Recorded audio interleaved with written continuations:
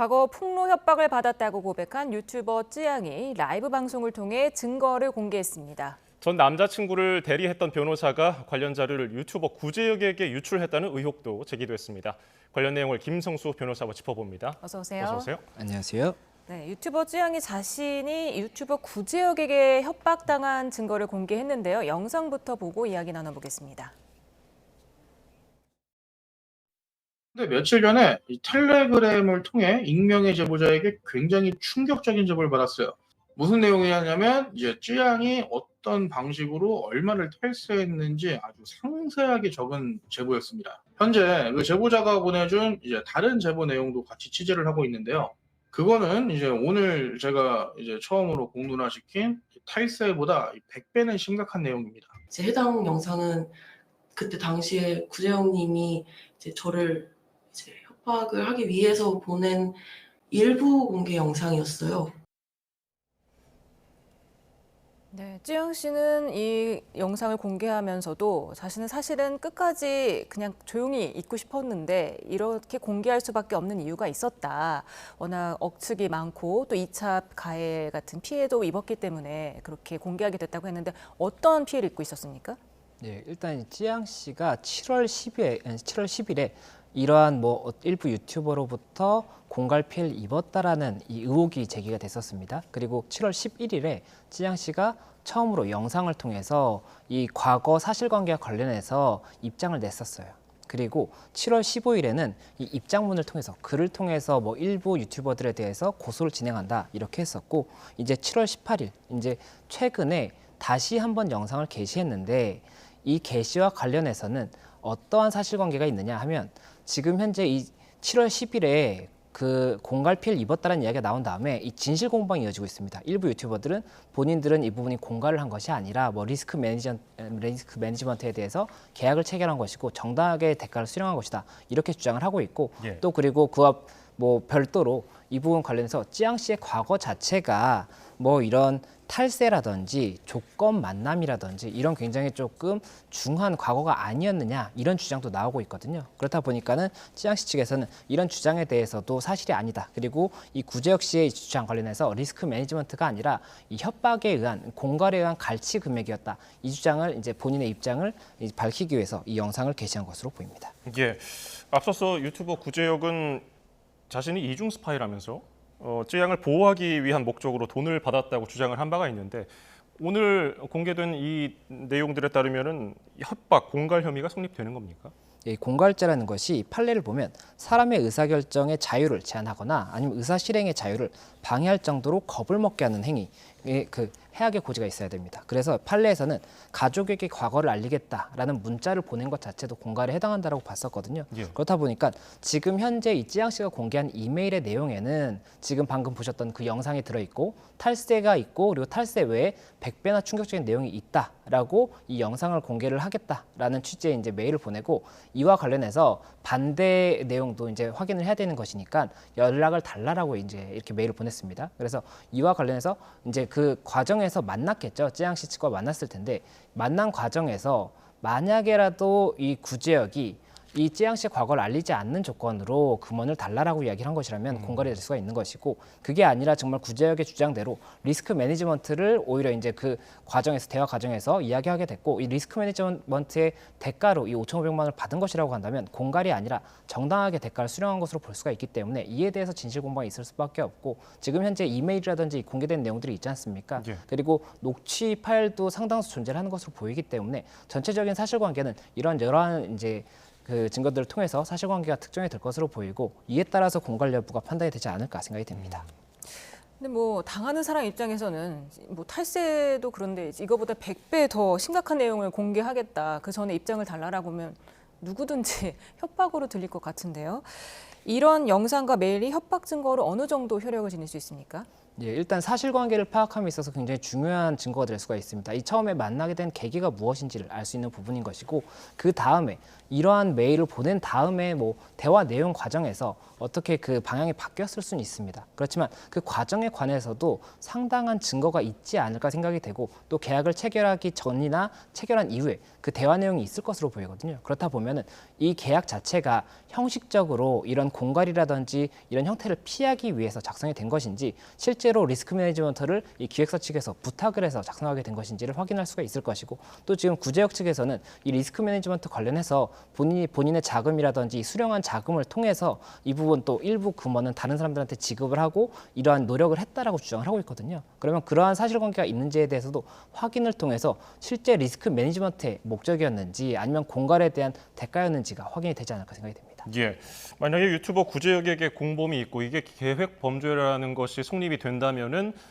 실형 가능성까지 있습니까? 예, 이 공갈죄라는 것이 형법 350조에서 10년 이하의 징역 또는 2천만 원 이하의 벌금형을 규정을 하고 있고, 예. 만약이라도 공범이 있다라고 한다면 공동 공갈이 될 수가 있습니다. 이건 이제 폭력행위 등 처벌에 관한 법률에서 규정을 하고 있는데, 이 경우에는 방금 말씀드렸던 10년 이하 징역이나 2천만 원 이하 벌금보다 2분의 1까지 가중을 할 수가 있습니다. 그러니까 훨씬 더 중히 처벌될 수가 있는데, 예. 이 공갈 같은 경우에는 실제 초범이라고 하더라도 죄질이 굉장히 나쁘다라고 한다면 실형이 선고될 수가 있고, 지금 현재 구제역 같은 경우에 이 사건 외에도 다른 사건으로도 여러 가지 사건이 지금 진행이 되고 있기 때문에, 만약에라도 그런 부분이 병합이 된다든지 아니면 이 사건 자체에 대해서도 뭐 죄질이 굉장히 나쁘다라고 본다면 실형까지도 선고가 될 수가 있기 때문에, 수사기관에서는 이 사실관계를 어떻게 파악할지에 대해서 가장 고심하고 있지 않을까 생각이 듭니다. 네, 지금 뭐 찌양 사건으로 인해서 전 남자친구의 데이트 폭력, 그리고 여러 사이버 레카들로 불리는 유튜버들의 공갈 협박, 이런 것들이 많은 공분을 불러일으켰는데, 지금 또 하나 밝혀진 게 전 남자친구의 변호사가 이런 자료들을 구제역한테 넘겼고 또 찌양을 또 협박했다는 사실이 드러나면서 또한 공분을 사고 있습니다. 어떻습니까? 정리를 좀 해주시죠. 예, 지금 현재 이 영상에서 나온 내용 중에는 찌양 씨도 최근에 이제 파악을 했다라고 합니다. 이 구제역에게 이러한 사실관계를 이야기했던 사람이 전 남자친구일 것이라고 예상을 하고 있었는데, 알고 보니까 전 남자친구의 이 사건을 대리했던 변호사라고 합니다. 예. 그리고 이 변호사가 이러한 사건이 이제 발생을 했었고, 전 남자친구이자 전 소속사 대표가 극단적 선택을 했지 않습니까? 이 이후에 이 본인들의 기획사를 찾아와서 어떠한 공갈 행위를 했다라고 지금 주장을 하는 것입니다. 찌양 측의 기획사를 예, 찾아와서요. 그래서 뭐 이러한 사실관계 관련해서 뭐 본인은 복수를 하고 싶지 않다라는 이야기를 하고, 그와 관련해서 뭐 본인의 제품을 사용해달라 이런 이야기를 했다라는 지금 녹취 파일이 공개가 됐거든요. 그렇다 보니까는 그 부분 관련해서도 일단은 뭐 공갈죄라든지 아니면은 뭐 명예훼손죄 이런 부분이 이제 검토가 될 수가 있는 것이, 명예훼손죄 같은 경우도 지금 현재 찌양 씨의 이런 사실관계에 대해서 이 구제역에게 전달을 한 행위 자체가 명예훼손죄가 될 수도 있는 것이거든요. 그렇다 보니까 이 부분도 지금 이야기가 나오고 있고, 또 이게 만약에라도 비밀 유지 의무가 있습니다. 변호사에게는. 그래서 예. 변호사법 26조에서는 비밀 유지 의무를 규정을 하고 있는데, 다만 이 부분 관련해서 이 의무를 어겼다고 해서 형사적인 처벌을 명시하고 있지는 않기 때문에 결국에는 이 부분 처벌과 관련해서는 형법을 가야 됩니다. 형법에 보면 형법 317조에서 의사, 한의사, 변호사 뭐 이런 직군에 있는 사람들이 직무 처리에 관해서 타인의 비밀을 이제 지득을 하게 됐는데, 이것을 누설하게 되면 3년 이하의 징역이나 금고, 10년 이하의 자격정지 또는 700만 원 이하의 벌금형에 처한다라고 형사 이제 처벌 규정을 두고 있거든요. 그렇다 보니까는 만약에라도 이 형법상의 업무상 비밀 누설에 해당한다든지 아니면 공갈죄에 해당한다든지 명예훼손죄에 해당한다고 하면 그 부분 관련해서 형사처벌이 될 수가 있기 때문에, 이에 대해서도 수사기관에서 지금 현재 수사가 진행될 예정으로 알고 있습니다. 예, 그와 함께 변호사협회 측에서도 이 찌양의 정보를 유출한 혐의와 관련해서 직권 조사를 하기로 했는데, 변협 차원에서는 어떤 행위를 할 수 있습니까? 예, 변협 차원에서는 이 형사처벌 규정이 없다고 하더라도 품위유지 의무 위반이라든지 뭐 비밀유지 의무 위반 이런 부분이 있다라고 한다면 징계를 내릴 수가 있습니다. 그래서 징계를 통해서 뭐 정직이라든지 자격에 대한 어떠한 그 징계를 할 수가 있거든요. 예. 그렇다 보니까는 그 부분 관련해서도 직권 조사를 통해서 사실관계를 파악할 것으로 보이고, 이 사실관계가 결국에는 이 관련 형사사건과도 궤를 같이 하기 때문에 이 사실관계가 어떻게 밝혀지는지에 대해서 아무래도 많은 관심이 갈 수밖에 없지 않나 생각이 됩니다. 네, 그 변호사가 뭐 구제역에게 전달한 거는 명예훼손, 그리고 또 비밀 유지 의무를 위반한 거는 형사처벌 받을 수 있다고 했는데 그 변호사가 또 쯔양에게 자신이 만든 뭐 탈취제를 좀 써달라 그러면서 돈을 받았다는데 이거는 또 어떤 처벌을 받을 수 있습니까? 예, 일단 이 사실관계 관련해서는 아직까지는 확정되는 사실관계는 아닙니다. 다만 지금 현재 이야기가 나오고 있는 부분은 어떤 것이냐면 이 통화 녹취 파일, 대화 녹취 파일에서 이 부분 제품을 써달라고 이야기하는데 그 제품이 탈취제라고 이야기를 하더라고요. 그래서 탈취제를 본인의 영상에서 사용하는 모습을 보여달라라고 이야기를 했는데 그 부분이 이제 이 찌양 측에서 검토를 해봤는데 본인의 채널 성격상 맞지 않다라고 답변을 하고 대신에 이 변호사지 않습니까? 변호사이자 이제 기자 역할도 하는 사람이었거든요. 그렇다 보니까 이와 관련해서 이 계약을 체결하고 월 165만 원씩 지급을 하겠다라고 해서 총 2,300만 원 가량을 지금 현재까지 지급을 했다라고 하거든요. 예. 그렇다 보면 만약에라도 이 지급을 하게 된 경위 자체가 공갈로 인한 것이라고 한다면 공갈죄가 성립을 할 수가 있기 때문에 이 부분에 대한 수사가 이루어지지 않을까 생각이 되고 지금 현재 이 변호사가 그 직전까지는 찌양 씨 측에 상대방이었던 이 전소속사 대표의 변호사였지 않습니까? 예. 그렇다 보니까 그런 경위에 관해서 수사기관에서도 아무래도 조금 집중을 해서 보지 않을까 생각이 듭니다. 이 변호사는 자신이 그 자료를 구제역한테만 줬기 때문에 공연성이 없다. 뭐 공중에다가 내가 공개적으로 뿌린 게 아니다. 이런 논리를 펴고 있는데 이거는 어떻게 좀 먹히겠습니까? 이 명예훼손죄가 성립하기 위해서는 세 가지가 있어야 된다라고 볼 수가 있습니다. 예. 일단은 이 특정성, 이게 피해자가 누구인지를 특정할 수 있어야 되는 것이고 또 그리고 비방의 목적이 있어야 됩니다. 이게 만약에라도 비방의 목적이 없었다라고 한다면 무죄가 선고된 사례도 있거든요. 어떤 예. 사실관계를 확인하는 질문 과정에서 이야기를 하고 비방의 목적이 없었다라고 한다면 그 부분은 또 달리 볼 수가 있기 때문에 이 비방의 목적이 있었는지에 대해서도 대화 내용이나 이런 부분을 통해서 확인을 해야 될 것이고 그리고 이 전파 가능성이 문제가 되는 것인데 이게 한 사람한테 알렸다고 하더라도 이 대화를 하는 당사자가 이게 다른 사람들한테도 알려질 수 있겠다라는 걸 예상할 수 있었다라고 한다면 전파 가능성이 있다라고 보는 판례가 있었기 때문에 이 부분 관련해서 한 사람에게 이야기했다라고 해서 단순히 명예훼손이 성립되지 않을 것이다 이렇게 볼 수는 없는 것이고 예. 전체적인 사실관계를 통해서 확인을 해야 되는데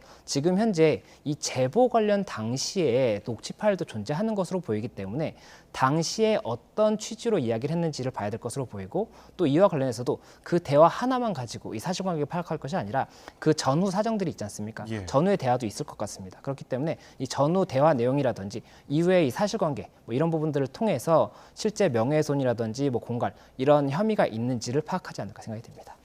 네, 이런 거는 검찰이 어제 유튜브 구제역 전국신 씨에 대한 압수수색을 벌였습니다. 지금 사건 이송 사흘 만에 이루어진 건데요. 어떻게 보셨어요? 예, 지금 사건 이송 사흘 만에 이 압수수색 영장이 진행된다는 것 자체가 아무래도 지금 현재 검찰총장이 이 사건 관련해서도 엄정 대응하고 또 그리고 범죄 수익 같은 경우에 환수를 하는 그런 부분까지도 하겠다라고 지금 굉장히 예민하게 반응을 하고 있지 않습니까? 검찰 측에서도. 그렇다 보니까 검찰에서 이 사건에 관해서 굉장히 집중하고 있는 모습을 보여줄 수 있는 그런 사실관계였고 또 그리고 이렇게 압수수색 영장이 신속하게 진행이 됐다는 것은 증거를 빨리 확보할 필요가 있다라고 지금 수사기관에서 보고 있는 거거든요. 그렇다 보니까는 아무래도 검찰에서 굉장히 이 사건에 대해서 적극적으로 임하고 있다 이렇게 말씀드릴 수 있을 것 같습니다. 예, 다음 주제 살펴보겠습니다. 봉화에서 같은 음식을 나눠 먹은 주민들이 좀 몸에 아픔을 호소해서 처음에 식중독인 줄 알았는데 나중에 보니까 농약 성분이 검출됐단 말이죠.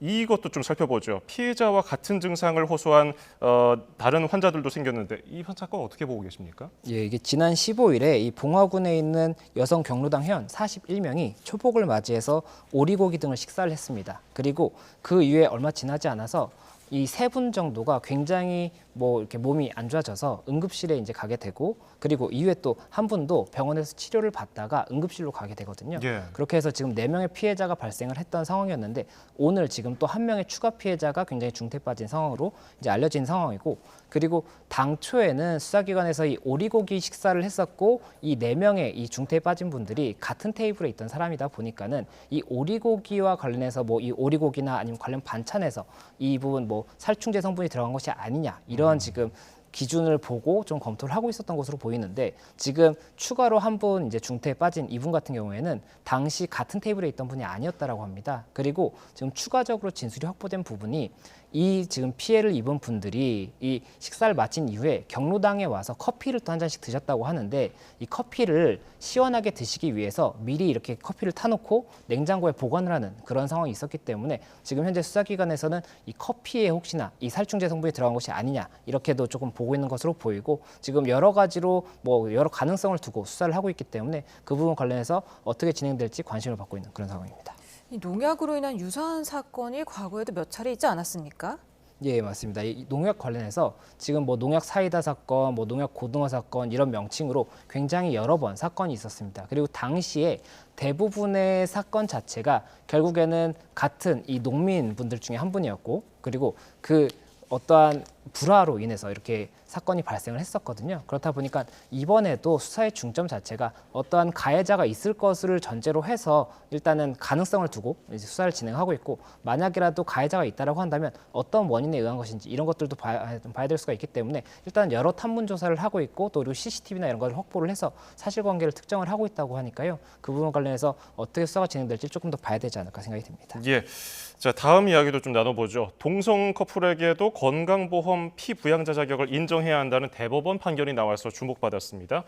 동성 부부의 법적 권리를 일부지만은 인정한 최초의 대법원 판단인데 이 배경은 어떻게 해석하고 계십니까? 이 사건이 이제 사건명이 보험료 부과처분 취소입니다. 이게 이 동성 동반자인 사람이 있었는데 이 직장 가입자, 보험 같은 경우에는 직장 가입자가 있고 지역 가입자가 있지 않습니까? 예. 그런데 이 지역 가입자가 되는 분들 중에는 직장 가입자와 생계를 같이 하는 뭐 배우자라든지 직계 존속, 비속 같은 경우에는 이 피부양자로 들어갈 수가 있습니다. 그래서 이 동성 동반자인 두 사람이 한 명은 직장 가입자이고 한 명은 직장 가입자에서 이제 직장을 그만둬서 지역 가입자가 된 상황이었는데 이분 이 직장을 그만둔 사람을 피부양자로 신청을 했고 피부양자로 등록이 된 겁니다. 예. 그런데 이후에 이 피부양자가 취소됐다라는 겁니다. 착오로 인해서 이렇게 된 것이니 취소한다라고 해서 취소 처분이 이루어졌고 이에 대해서 부가처분 취소를 소송을 했던 것인데 아하. 대법원에서 이 부분 관련해서 이게 피부양자 관련 제도가 국민건강보호법 5조 2항 1호에 있거든요. 그래서 이 대상이 배우자, 직계 존비속 이렇게 생계를 같이 하는 사람이다.